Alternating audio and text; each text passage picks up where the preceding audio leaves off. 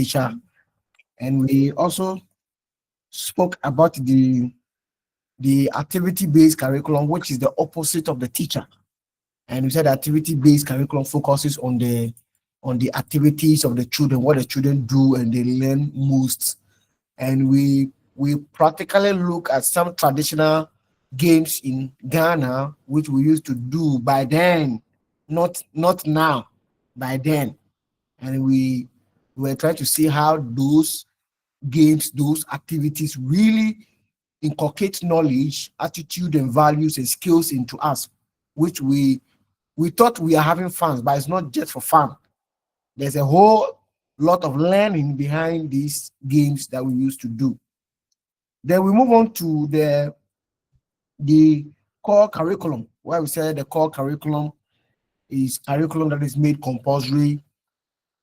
The whole idea behind the core curriculum is that there are certain important knowledge, attitude, skills, that is basic, fundamental knowledge, fundamental attitude, values, and skills that we must acquire irrespective of whatever program we are doing. That's why it is called the core curriculum. It is compulsory, mandatory for everybody to do before you graduate. And I said that when we talk about core curriculum, we have two types of the core curriculum. We have the general core curriculum, which is the normal core curriculum that we talk about, like mathematics, English, social studies, science. They are the normal core. But we have another one called the elective core. The elective core, meaning that within your elective subject area, there are some that are core for you, and there are some that are optional for you. The optional means you choose them, but those that are core, automatically when you go to your portal, is there for you. But with your program that you are doing, you are not a regular student. Your own is a specialized program. So the most specific important courses that you need in order to switch is what we are giving to you as a package.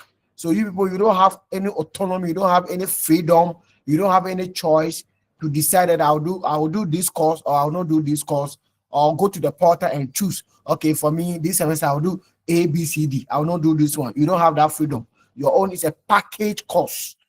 So you don't have any autonomy there. But with a regular student in the university stream, that one, we have the elective core and we have the optional core.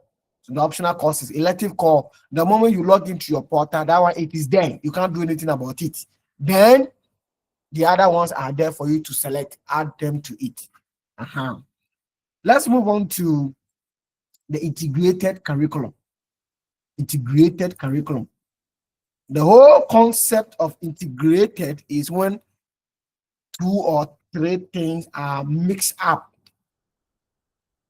When two or three things are unified, are blended, like the way Augustina can take mango juice, can take mango, can take watermelon, can take banana and blend it, fuse it together and give it to daddy for daddy to take. They can say, yes, today you have taken juice. That's what we mean by integrated.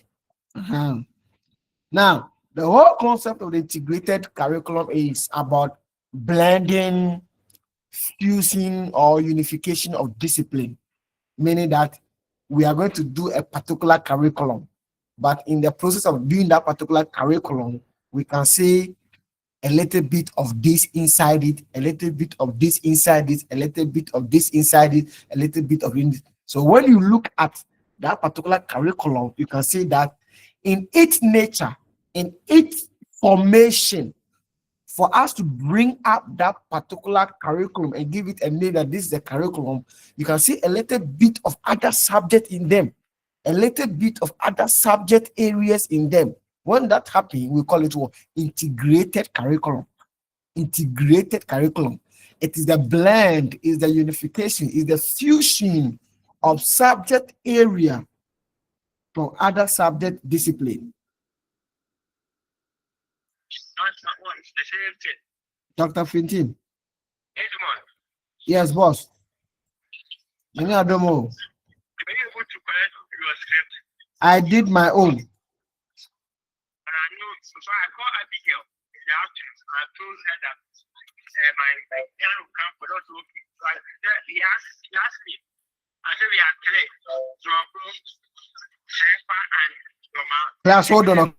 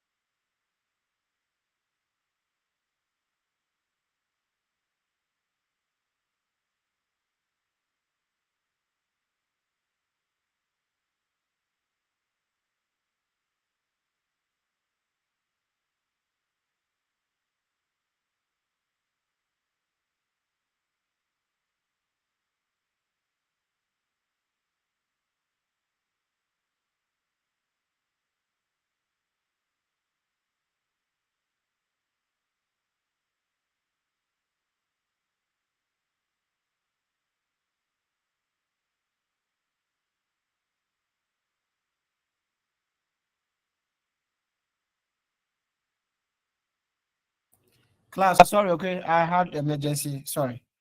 So the whole idea about the integrated is the issue of blending from other subject areas. So example, integrated science.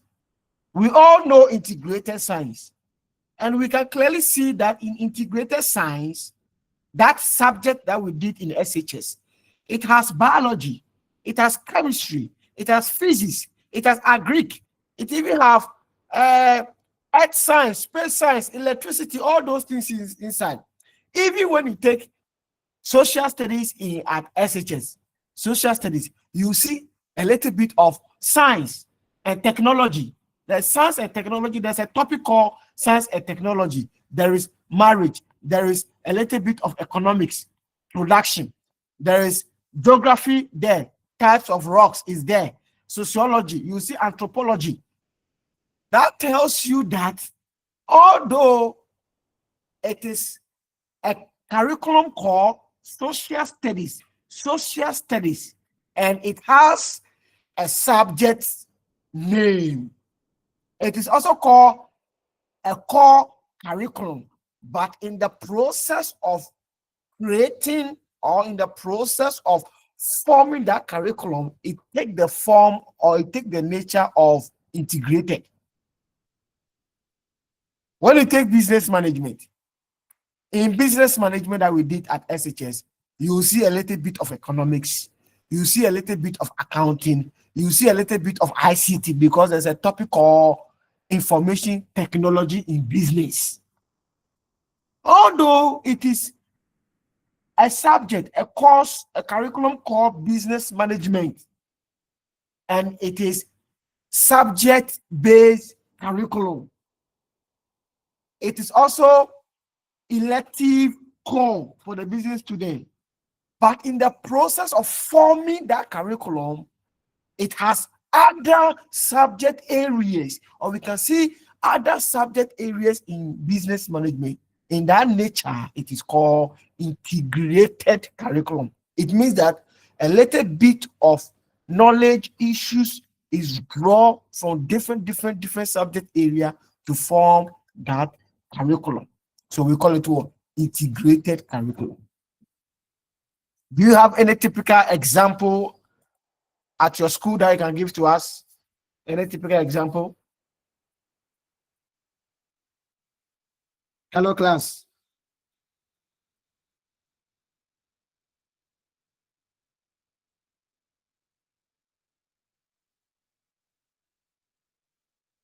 Hello, class. Can you hear me?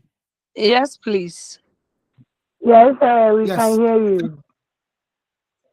In my side, the audio is delaying. It comes and goes off. Oh, I see. Then your network is very bad. Any example of integrated curriculum? The standard-based curriculum that we are doing. Any example? Okay, so Career okay, technology. so when it comes to class one, okay. Yes. Who is talking? I say an example is the career technology. Career technology. Please tell us what other, although the curriculum there or the subject there is called career technology. It is a subject-based curriculum. So teachers who specialize in that area are those teaching the subject called career technology. So it is a subject-based. However, now we have to ask ourselves whether is it a core? Is it compulsory for the children to do that?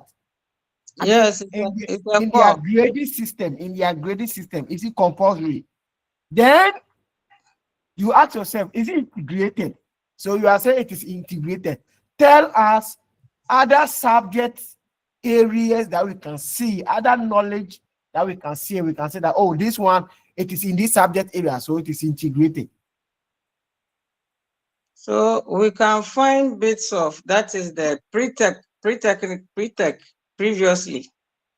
So we have bits of pre-tech and then home economics infused in So there. there's pre-tech inside and there's home economics inside. So it is the formation of career technology is integrated curriculum. However, it is a subject-based curriculum.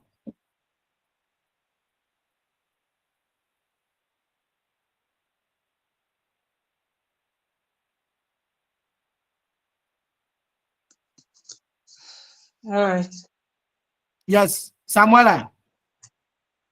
Yes, please. I just answered. I don't know if Okay, yes. Any other? What about Owen, our world, our people, our world and are RME? Any other? Yes, oh wow, we have science in, we have R&D.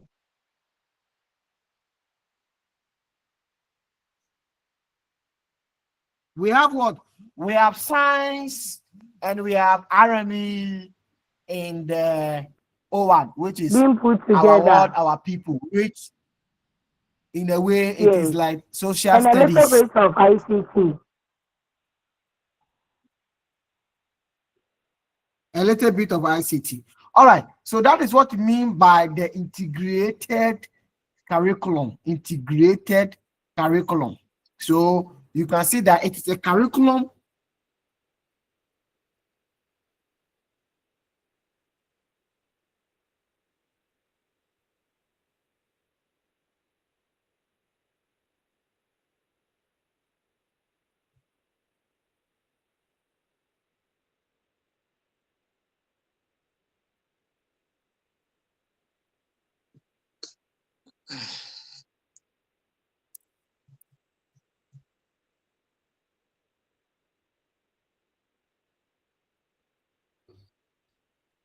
So we can see it is a curriculum that has been developed, but in the process of developing it, it cut across the boundary. It knowledge, understanding, attitude, skills from other subjects to form its own subjects. So that is what we mean by the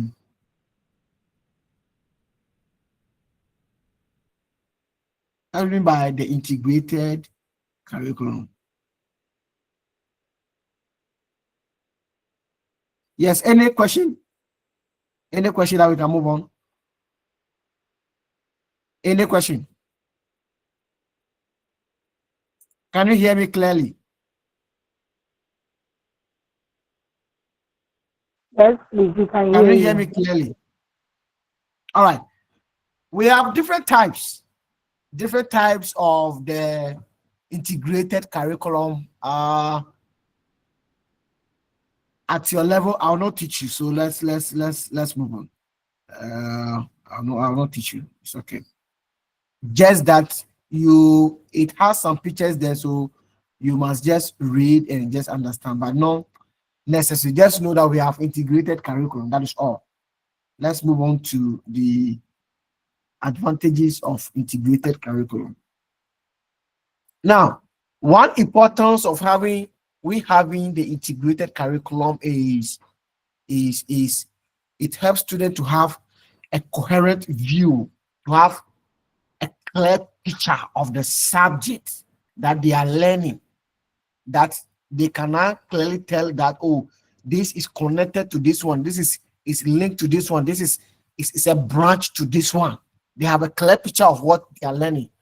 But if we do subject-based curriculum, where we said one disadvantage of the subject-based curriculum is the artificial creation of knowledge, or the compartmentalization of knowledge.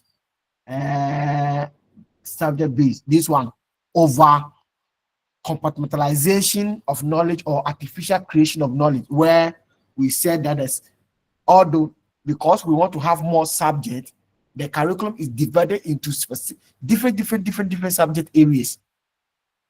It is being spread so that people can have more courses.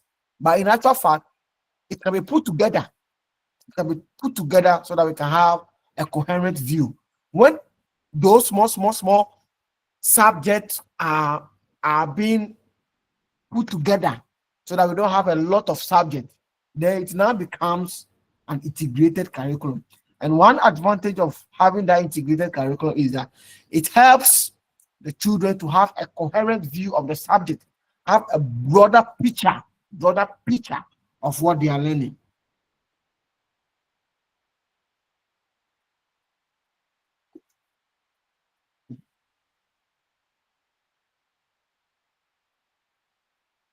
All right. Number two, the learners have the opportunity to see knowledge as integrated whole, not compartmentalization pieces. Or see, look at what we're talking about.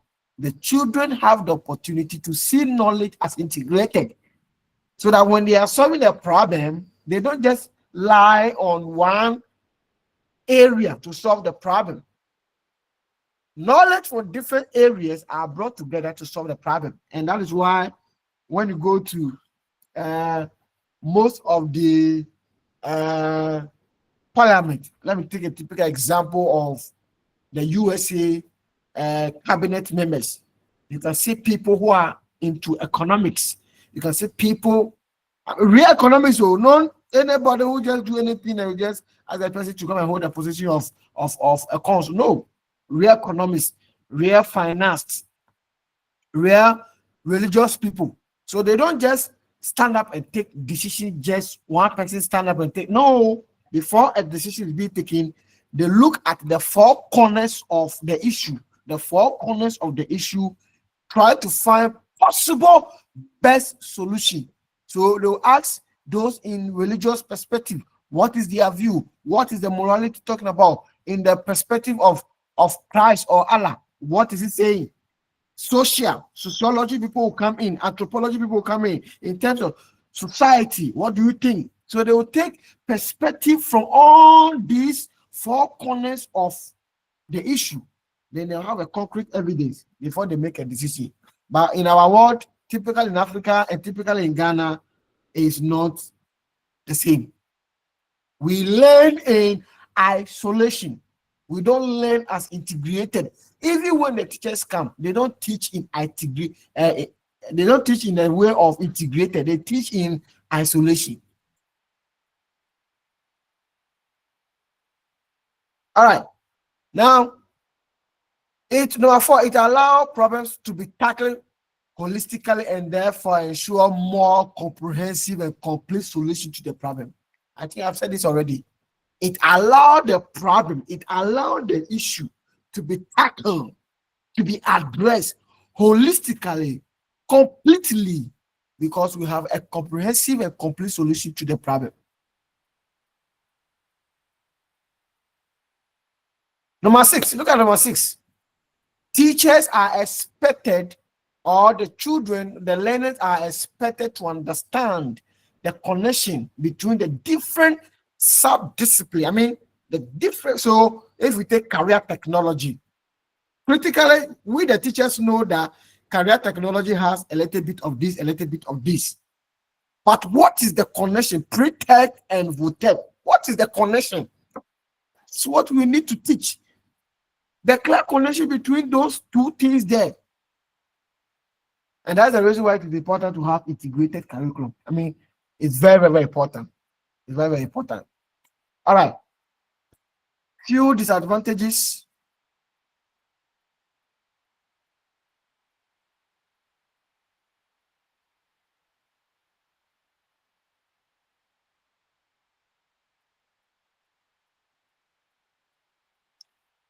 Number 1, anything that is good also is bad in its own way. Number 1, it compromises depth for breadth. It compromises depth for breadth. Depth for breadth means, you see, because it is integrated, we are bringing different subjects. Okay, for example, let me give a typical example from SHS. Integrated science. Integrated science with the business student, visual student, home econs, and the older people, we did integrated science. Even the science students, they did integrated science. But those who do pure science, those who are science students, we can see that they do biology, and the biology they go into details. They go into details. If they are doing chemistry, they'll go into details. If they are doing physics, they'll go into details. But we know that we did integrated science because they brought a little bit here, a little bit here, a little bit here. Our ability to do biology and go into details, we just do this. We do only the surface of the biology, surface of physics, surface of the chemistry. We don't go into depth. We don't go into depth. For us to go into details, we don't go there as compared to those who do pure science and they are doing pure biology, pure physics, pure chemistry, pure agric. But our own is a little bit they brought together. So that is one of the disadvantages. Number 2, resource constraint. Yes, of course. Because if career technology, we have this. To teach pre-tech, you need all those resources to teach pre-tech. The resource, the jigsaw, all those things. If you want to teach vocational, you also need other resources there to teach it.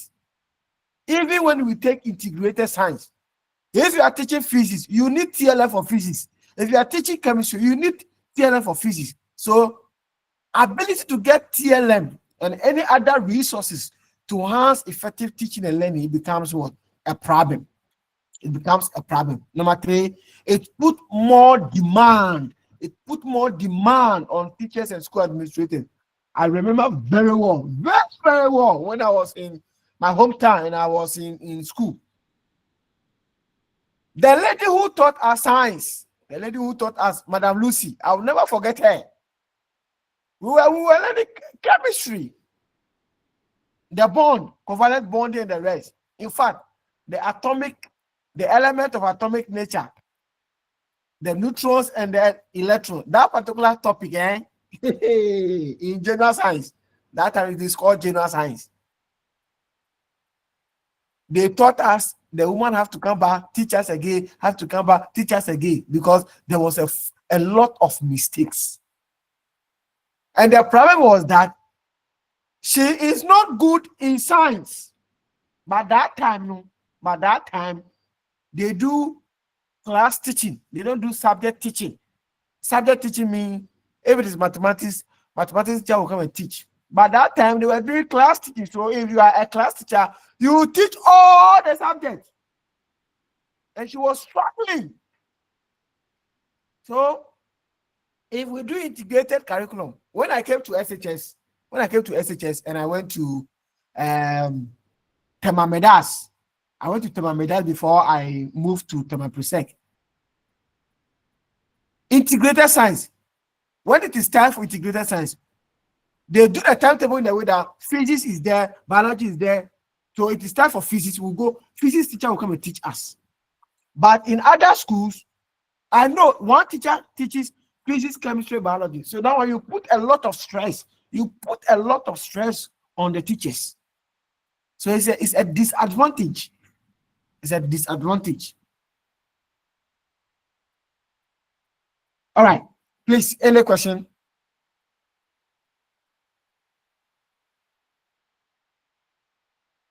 Any question?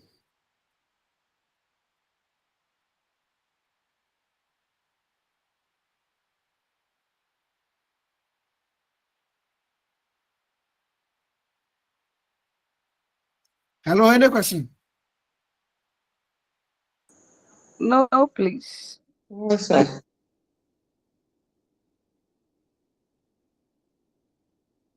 All right, let's move on to the. So we are done with Unit 2. We are done with Unit 2. Let's move on to Unit 3. Then we can close early. Today I have to close a little bit early. All right, so the next is a topic called curriculum planning and development.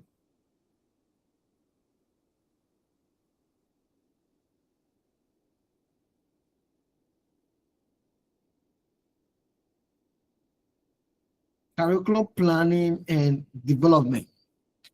So basically, in this particular Unit 3, we must understand the concept curriculum planning, understand the concept curriculum development. We must also understand certain terminology, difference between curriculum innovation, curriculum change. When we say something is innovation, when we say something is a change, what does it mean? Then we must identify the levels of planning and development, and you must also know the importance of curriculum planning and development. But before we start, let's look at the two key terminology. The two key terminology. One of them is planning. In Unit 2, what we just ended, we look at curriculum organization, curriculum organizing, and we demystify the word organizing, and we know the meaning, and we add it to the curriculum. It's the same concept here. Curriculum planning. You must understand planning before. You see, the whole concept. Planning is a concept on its own. Curriculum is also a concept on its own. But one is borrowing the other. One is borrowing the other. So, for example, curriculum is borrowing the word planning. For example, I can give another example, like marriage planning or marriage organizing. The word marriage is on its own. The word planning or organizing is also on its own, but one is borrowing the other so that it can explain itself.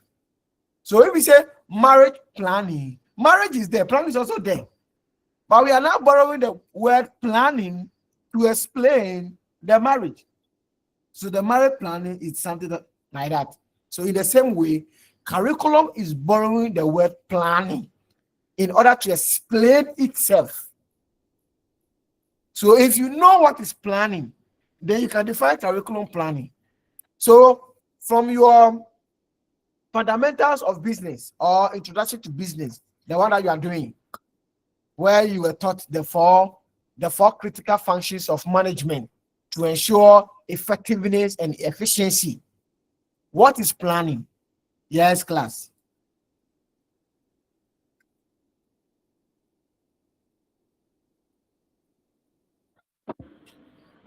Yes, hello, class.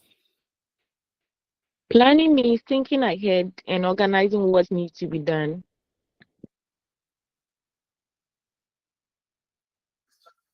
Yeah, hello. Yeah, hello, sir. Yes, take it again. Planning means thinking ahead and organizing what needs to be done. Planning means thinking ahead. Thinking ahead. That is forecasting. Thinking ahead. Forecasting. And deciding what must be done. So planning. Yes, any other?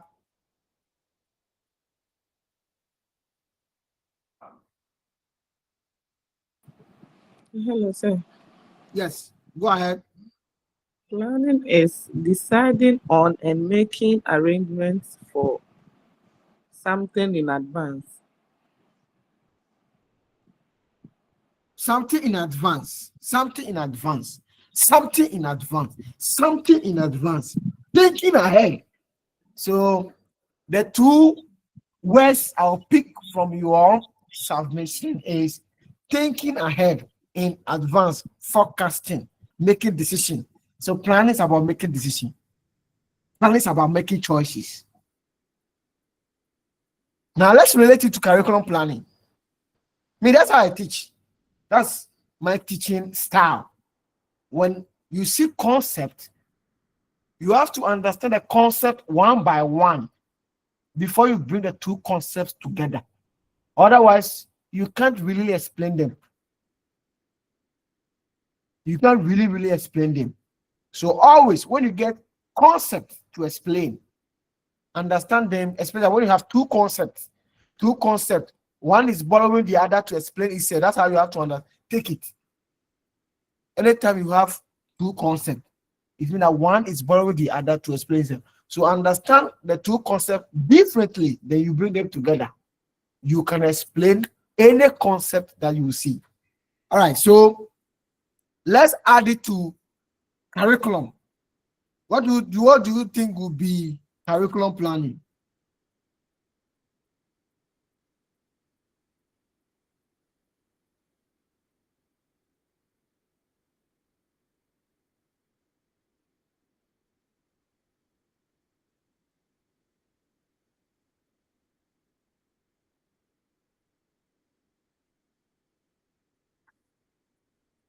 Yes, please go ahead.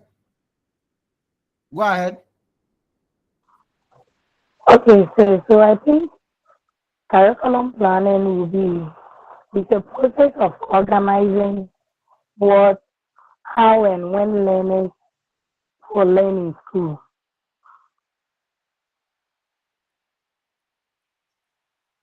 Take it again. So I said curriculum planning is the process of organizing what learners will learn, how they will learn, and when they will learn in school. That's curriculum planning, to my understanding. All right, thank you. Any other? Yes, go ahead, Beatrice. To my understanding, curriculum planning is the process of designing, developing, and implementing educational program to achieve a specific learning objective. Are you using AI? No, please. Are you sure? Yes, please. That definition is too big now. Yes, give us a layman definition. We want class one definition. Okay, so it's the process of creating, developing, and implementing educational program. It's too big for you. It's too big. Please go to class one. Why? It's too big. Where you are? Okay, I'll go to You the are operating at university PhD level. It's too big for you now. Curriculum planning is the process of developing. It's correct. Or what you are saying is correct, but it's too big now. Let's come to the basic concept. Then we can now move on to. You see, you have to teach from no to unknown, from simple to complex. But you just give a time just like that. But meaning said they sit and plan. So once they plan, they design. So that's what I pick my this thing for. Yes, Alice. Yes, Alice. Continue. Okay, so say Curriculum planning involves, like, as a facilitator, deciding on the content and the methods you are going to use in your teaching and learning. Yes, that is class one now. Let's clap for Alice now. This is class one. Yes. You see, we look at curriculum organization and we say it's a systematic arrangement of the component of the curriculum. And the component are the rationale, the purpose, the aims, the content, the objectives, the TLM. I mean, everything. We systematically arrange them. But when it comes to curriculum planning, we said that planning is thinking ahead, forecasting, looking into the future.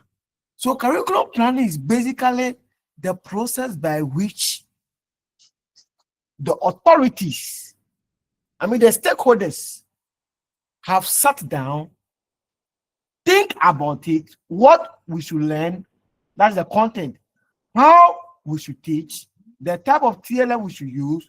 I mean, it's the process by which they make decision in advance. They thought ahead or they think ahead. So the new standard-based curriculum that we are doing, it is not just that it is there and people, they brought it to. A lot of committee were formed. Every day they were having meeting. They were having meeting about 3 months, 6 months. It took about 3 years, 3 or 4 years, thinking about the standard-based curriculum, how it will be, how the whole thing will be. That is planning. They were thinking ahead. They were forecasting ahead. How the new system is supposed to be. What should be the new things the children should learn or the teachers should teach? How would they teach it? What will be the TLM? What will be the textbook? All those things, they thought about it ahead. That is planning. So planning is the process of making decision. Planning is the process of making decision, focusing in advance, thinking ahead about the element of the curriculum. Anywhere I mention the element of the curriculum, anywhere we mention the element of the curriculum, you should know that we are talking about the philosophy, the rationale, the purpose, objective, the content, TLM, experiences, evaluation, all those things, they are the elements. So the process by which we saw our big men, the politicians, forming committee, and they were making decision, blah, blah, blah, blah, blah, blah, and this person should do it. You'll be part of the committee. All those things, before they brought into being, that standard-based curriculum, both in the basic school and both in SHS, is what to call as curriculum planning. Basically, it is the creation of curriculum. Before Allah or before God or before the one who created the world that you and I, we are in now, and we are misbehaving. That person have plan. The person have plan. In fact, God himself is a man of business. So all the 4 key principles of functions of management, planning, organizing, directing, controlling, God have used them all. Or the creator of the world have used them all. God has planned. He has organized. He has directed. And he's not in control. Why do we then pray and say, God, be in control? He's a controller. So planning is a process of making decisions. Anytime you are there with your husband, with your children, and you are making decision about something that will happen tomorrow, tomorrow is a future. You have planned. So planning is the process of making decisions about the element of the curriculum. and how these elements will be organized. You see the other part. How these elements will be organized. So the lady who gave us the definition that curriculum is the process. Please, what is your definition again? Beatrice.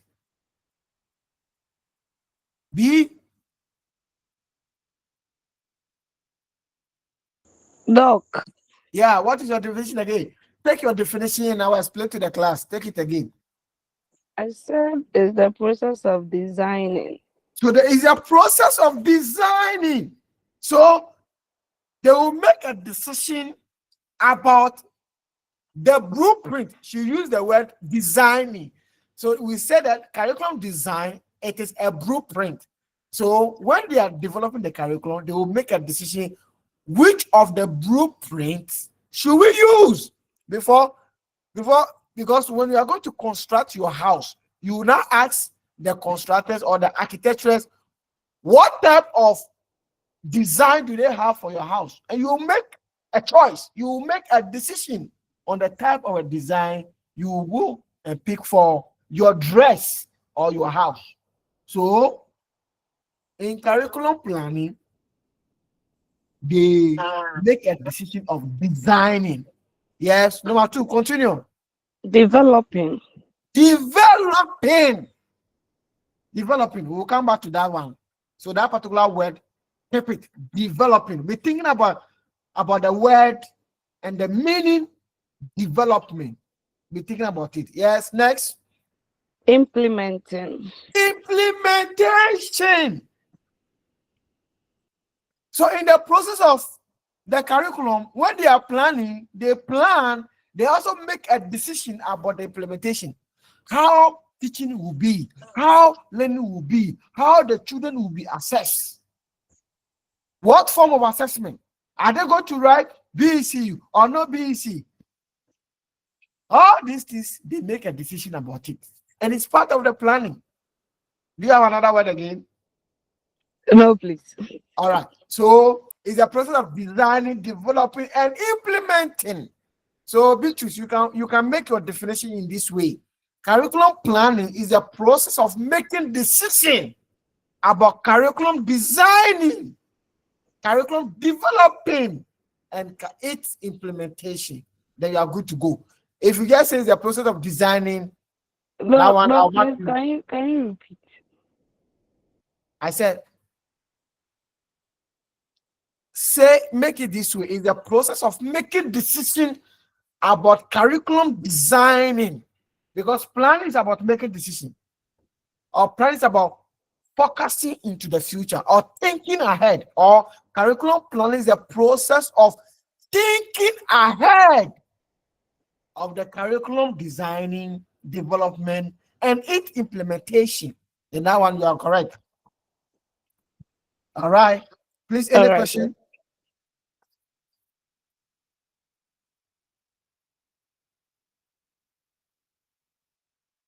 Any question? Any question? Let's move on to curriculum development. Now, when we went to college, one of the course in college we learned was educational psychology or psychology of adolescence, blah, blah, blah. We learned philosophy. We were taught some two words, growth and development. How many of us have heard about the word before? Growth and development. How many of us? How many of us have heard about the word growth and development? Anybody? Growth. Or you, in a layman language, what's the difference between growth and development? Growth and development. Hello? Daniel? Danny? Daniel? Yes, hello. Yeah, Danny, what is growth and development? Okay, growth has to do with the growth of the body and its practice. So, but the development has to do with the quantitative development of these practices in the sense that, for example, the mind, as you grow in terms of physical structure, you also grow in your mind in the sense that you are becoming more intelligent than you used to. So that is what I can use as an example. Okay. Any other Alice? Yes. Okay, so say I think when we say growth, we are talking about increase in size and weight. And when we say development, we are talking about improvement in the skills and abilities and the behavior of an individual. That's my understanding. Okay. All right. So that is correct. So growth is the quantitative growth is the quantitative changes that we see. So a baby is growing. We can say that he or she has moved from one stage to another stage. This the leg, this quantitative. We can see it, touch it. But development is the qualitative part of the child. The qualitative part, those that we cannot see. For example, all of you here that you are on this program, in a way you are developing yourself. You are not growing, you are developing. So in terms of curriculum development, we are looking at making modification in the curriculum, improving upon the curriculum. In fact, when you have this certificate, in a way you are improving upon yourself. So anybody that you see a teacher going to PLC, going to continual professional development, he's doing other things to the person is trying to improve upon himself. That is development. So when you talk about curriculum development, we are looking at making changes, positive changes, not just any change, positive changes in the curriculum. And when that happens, we call it what? Curriculum development. Curriculum development. Or it is the process of officially planning. You plan. We don't just stand up and say you develop. Did you just plan and say that you want to come and do this program? No. You did not just stand up to say that you want to do this program. No. You have planned. You have planned about it. You have purposeful. You have purposeful it. There must be a progressive and there must be a systematic process to create positive improvement. Positive improvement in the curriculum. When that happens, we call it what? Curriculum development. They are developing the curriculum. They are creating the curriculum. So that's the meaning of curriculum development. So curriculum planning, take it this way. Curriculum planning is making decisions about the element of the curriculum. Then curriculum organizing is systematically arranging them so that we don't just make it basanga. There is a process. You don't just prepare banku anyhow or any soup. All the things that we eat, there is a process of preparing them. So that is the organizing. Then the development is making modification, making it work better.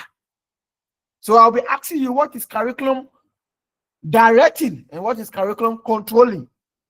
That one, I am saying it on the platform, so have it in mind. Curriculum directing and curriculum controlling. Think about it. All right, please, any question? Do you have any question? Do you have any question? Do you have any question for me?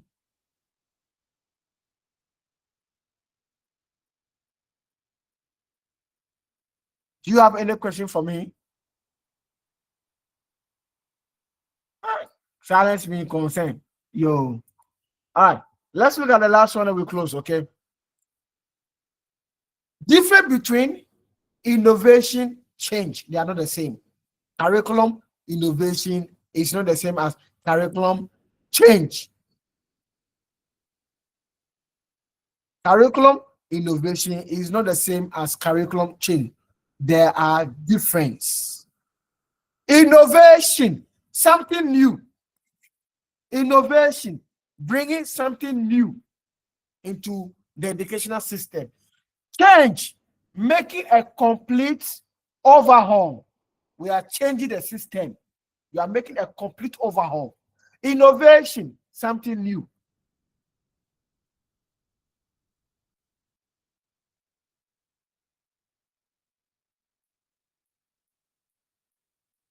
So curriculum innovation is a modification that we do in the curriculum. The modification that we do in the curriculum. Something small, we bring it. Something small, something, although the curriculum is there, but along the line, we realize that something is not working. So we make a small change in the existing curriculum. We say it is curriculum innovation. For example, in the old curriculum, we were doing something called continual assessment. But along the line, continual assessment has been changed to standard-based, school-based assessment. Continual assessment has been changed from the curriculum to school-based assessment. It is not the entire curriculum that has been overhauled. No, it is just one part, one component of the curriculum, which is the assessment component, has been changed from the continual assessment to school-based assessment. When that happens, it is called innovation.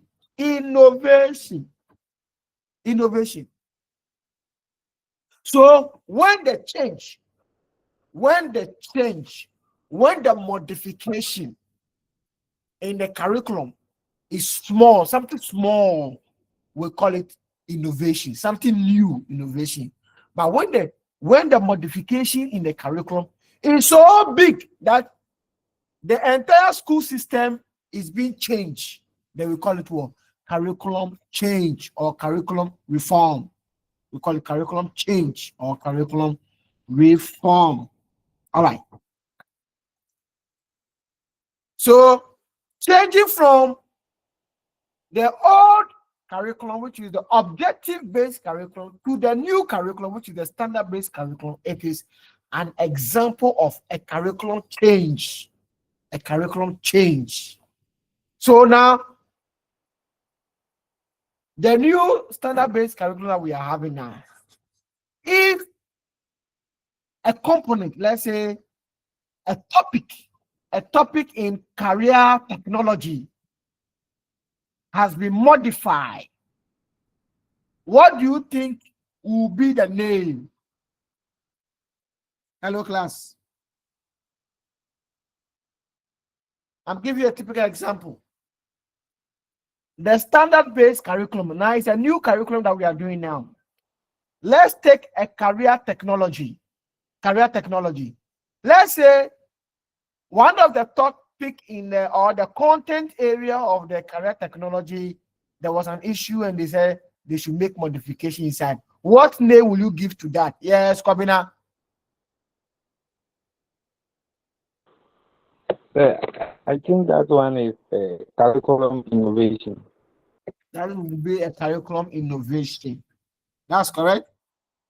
So along the line, after 5 years, if we are not doing standard-based curriculum, but we are doing a different curriculum now, how will you call it?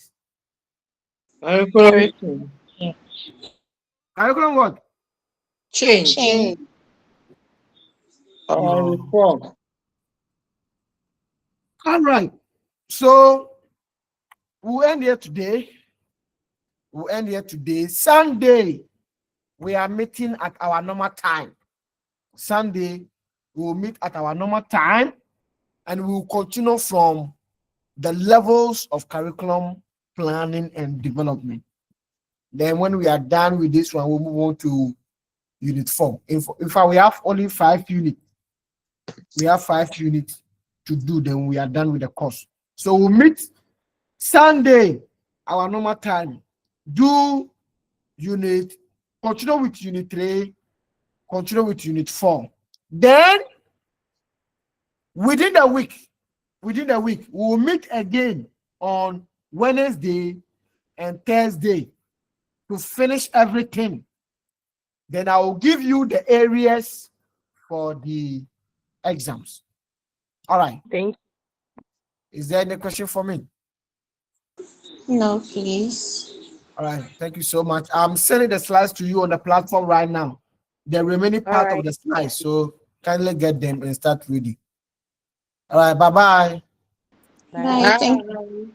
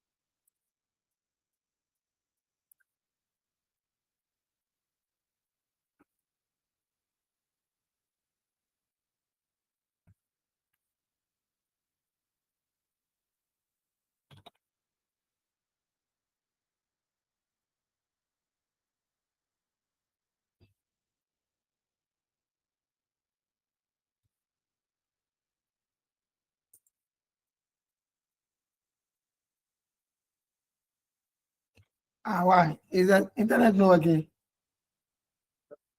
I just sent the PDF is not going. They are standard. Why? Right.